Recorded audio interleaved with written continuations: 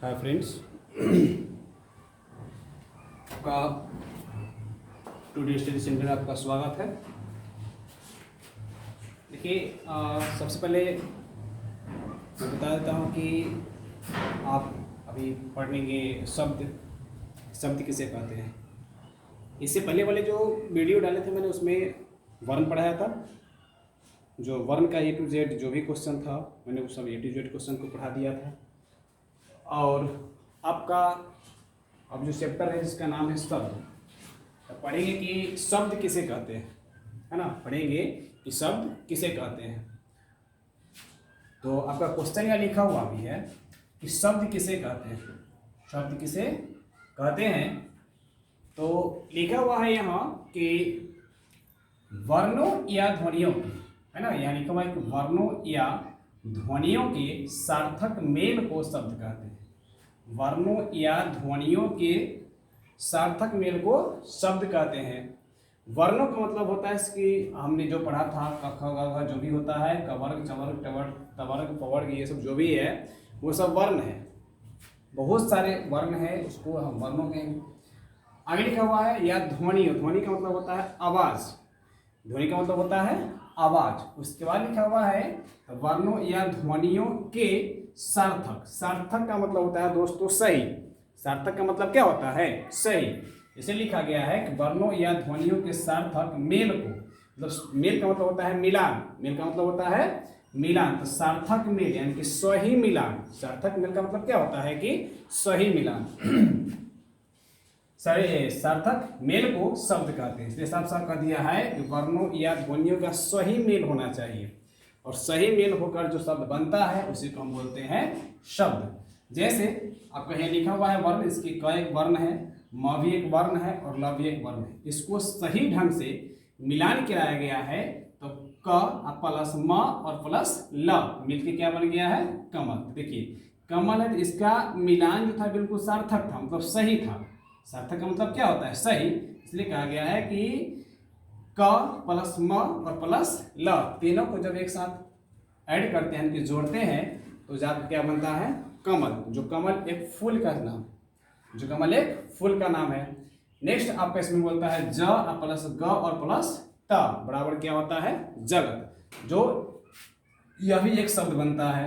Next आपका लिखा हुआ है क प्लस ल और प्लस म। तीनों को जब हम ऐड करते हैं तो क्या बन गया? कलम।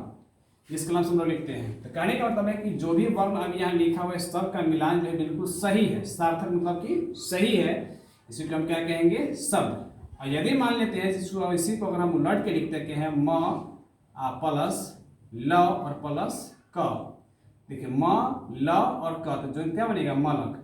जो मलक कोई शब्द नहीं है, मलक कोई शब्द नहीं है। तो इसका जो मिलान हो रहा है वो सार्थक नहीं हो रहा है, वो निर्थक बल्कि गलत हो रहा है। इसलिए ये बिल्कुल क्या होगा? गलत होगा। इसलिए साफ साफ कह दें कि सार्थक मेल होना चाहिए। क्या होना चाहिए? सार्थक मेल होना चाहिए, उसी को हम शब्द कहेंगे।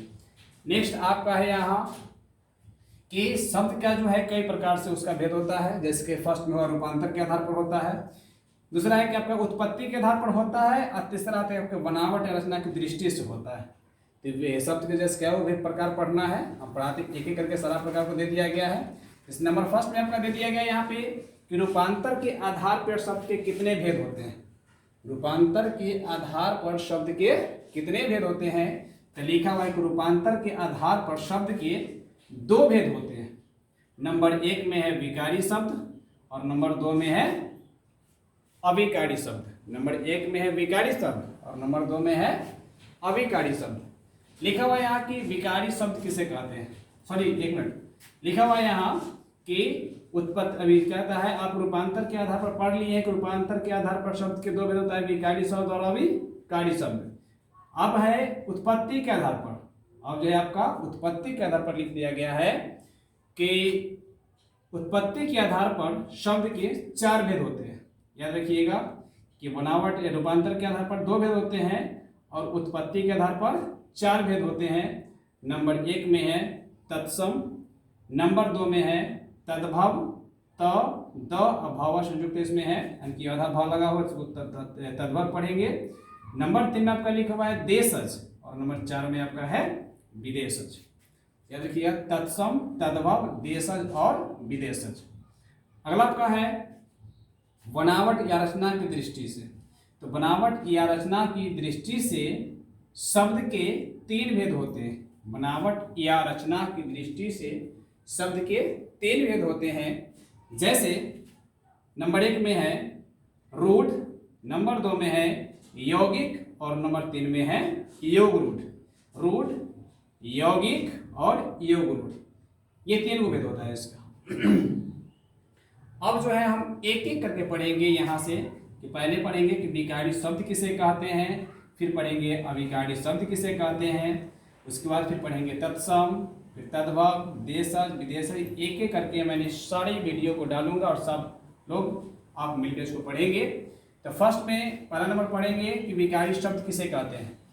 विकारी शब्द किसे कहते हैं, तो लिखा हुआ है यहाँ क्वेश्चन में विकारी शब्द किसे कहते के बारे में, कि जिन शब्दों का रूप बदलता है। क्या बोला, कि जिन शब्दों का रूप बदलता है उसे विकारी शब्द कहते हैं।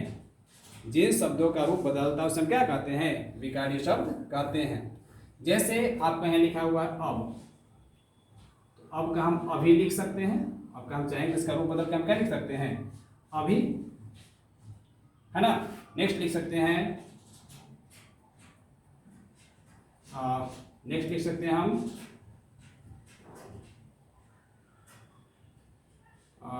आपका नेक्स्ट बिट लिखते हैं तथा।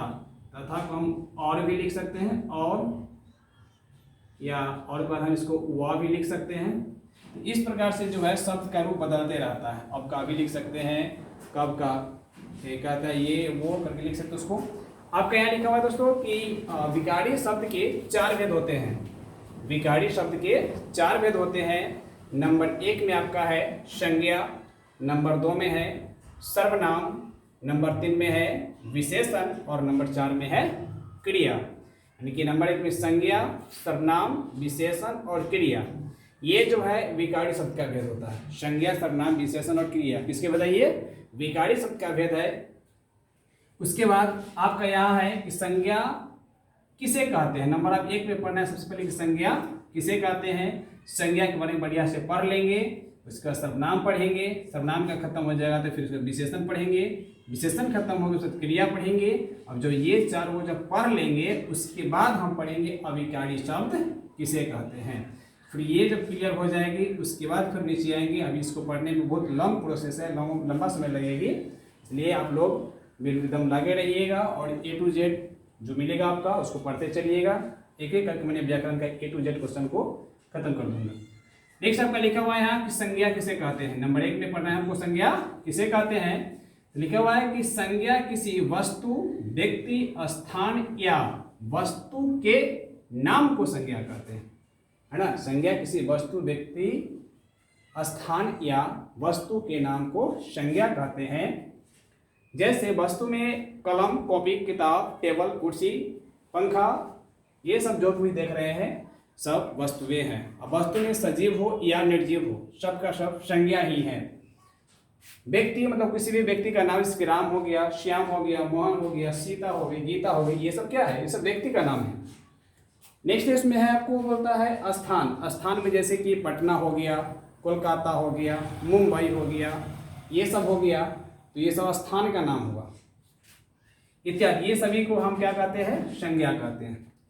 जैसे कलम, किताब, पंखा, पटना, घड़ी, कुर्सी, ये सब क्या है, संज्ञा है। कहानी का मतलब है कि आप के नज़रों के सामने जो कुछ वस्तुएं आप देख रहे हैं जिसका नाम होता है वो सब का सब क्या है, संज्ञा है। जैसे घर हो गया, मकान हो गया, स्कूल हो गया, कुर्सी हो गया, टेबल हो गया, बेंच हो गया, कुर्सी हो गया, पंखा हो गया, ये सब के सब क्या है, संज्ञा है। यानी कि A to Z जो हम अपनी आंखों से देख रहे हैं, जो मेरी नजरों के सामने है, सबका सब क्या है, संज्ञा है। अब जो है सभी संज्ञाओं को अलग अलग आधार पर बांट दिया गया है, जिसको हम पढ़ देंगे, उसको भेद के रूप में पढ़ देंगे। संज्ञा के 5 भेद होते हैं। नंबर 1 में लिखा हुआ है आपका है कि जातिवाचक से, उसको जाति के आधार पर बांट दिया है, संज्ञा को जातिवाचक कर दिया उसको। इसको व्यक्ति के आधार पर बांट, इसको व्यक्तिवाचक कर दिया। इसको समूह के आधार पर बांटा है तो इसको व्यक्ति समूहवाचक संज्ञा कहते हैं। और उसमें नंबर है आपका भाववाचक संज्ञा, और नंबर है आपका 5 में द्रव्यवाचक संज्ञा। यानी कि इसका भी 5 भेद हुआ, जातिवाचक संज्ञा, व्यक्तिवाचक संज्ञा, समूहवाचक संज्ञा, भाववाचक संज्ञा और द्रव्यवाचक संज्ञा। अब हम क्या करेंगे कि सभी संज्ञाओं को, यानी कि यहाँ से 5 को हम एक एक करके पढ़ेंगे। जैसे आपका नंबर 1 में क्या है, यहाँ जातिवाचक संज्ञा किसे कहते हैं। आपका नंबर 1 में क्या है कि जातिवाचक संज्ञा किसे कहते हैं। तो लिखा हुआ है कि जिस संज्ञा से, है ना, जिस संज्ञा से किसी वस्तु या व्यक्ति के जाति या श्रेणी भर का बोध होता है उसे ही जातिवाचक संज्ञा कहते हैं। क्या कहा कि जिस संज्ञा से किसी वस्तु या व्यक्ति के जाति या श्रेणी भर का बोध होता है उसे ही जातिवाचक संज्ञा कहते हैं। जैसे लिखा हुआ है आपका यहाँ पे, जैसे यहाँ पे लिख रहे हैं कि जैसे में है लड़का, तो लड़का कहने से दोस्तों इस संसार में जितने भी लड़के हैं उस सभी लड़के का बोध होता है। या फिर बोलेंगे लड़की, तो लड़की कहने से सभी लड़कियां की बोध होती है। उसके बाद यदि कहते हैं किताब, तो किताब भी जो है सभी किताब का बोध होता है। हाँ, यदि उसमें नाम लिया जाए राम, तो राम एक ही लड़का का बोध होता है, क्योंकि इस संसार में जितने भी राम है, लड़का है, उस सब का नाम राम नहीं है, सब राम ही नहीं है, सब अलग अलग नाम से अलग अलग होते हैं। नेक्स्ट आपका लिखा हुआ है यहाँ कि लड़की, तो लड़की भी जो है सो जातिवाचक में है, क्योंकि पूरा जाति का, वो लड़की जाति का जितना भी होती है सबका बोध होती है। आगे लिखा हुआ है आपका किताब, तो किताब भी है जो वो जातिवाचक है, क्योंकि किताब भी जो है वो नाम से अलग अलग होता है, ऐसे उसको किताब कहने से पूरे जाति का बोध होता है। उसके बाद आपको बताते हैं डॉक्टर हो गया, उसके बाद शिक्षक हो गया, उसके बाद आपका विद्यालय हो गया। ये सब जो कुछ भी आप देख रहे हैं सब क्या है, जातिवाचक संज्ञा। क्योंकि डॉक्टर जो होते हैं, तो डॉक्टर में जो वो नाम से अलग होते हैं, लेकिन ऐसे डॉक्टर करने से पूरे डॉक्टर का बोध होता है, चाहे छोटा डॉक्टर हो या बड़ा डॉक्टर हो, मवेशी का डॉक्टर हो या इंसान का डॉक्टर हो। आगे लिखा हुआ है शिक्षक, तो शिक्षक कहने से भी पूरे शिक्षक का बोध होता है, पूरा जाति शिक्षक जाति का बोध होता है, क्योंकि शिक्षक जो होते हैं नाम से अलग अलग होते हैं, लेकिन शिक्षक कहने से पूरे शिक्षक का बोध होती है। आगे आपका लिखा हुआ है विद्यालय, तो विद्यालय जो होती है, विद्यालय कहने से पूरे विद्यालय का बोध होती है, लेकिन विद्यालय का नाम अलग अलग होता है, वो नाम से अलग होते हैं। विद्यालय कहने से पूरे विद्यालय का बोध होता है। इसी को हम क्या कहेंगे, इसी को हम जातिवाचक संज्ञा कहेंगे। इसके बाद आपका नेक्स्ट वीडियो आएगा व्यक्तिवाचक संज्ञा किसे कहते हैं, समूहवाचक संज्ञा किसे कहते हैं, भाववाचक और द्रव्यवाचक संज्ञा किसे कहते हैं। तो दोस्त को इसको मैं नेक्स्ट वीडियो में डालूंगा। यदि वीडियो आपको अच्छी लगती हो और समझ में यदि अच्छे से आती हो तो प्लीज़ इसको लाइक और शेयर कीजिएगा, और यदि इसमें किसी तरह कोई कमी लग रही है तो प्लीज़ कमेंट करके बताइएगा, ताकि मैं उसको कंप्लीट करके रखूँगा। धन्यवाद दोस्तों, जय हिंद।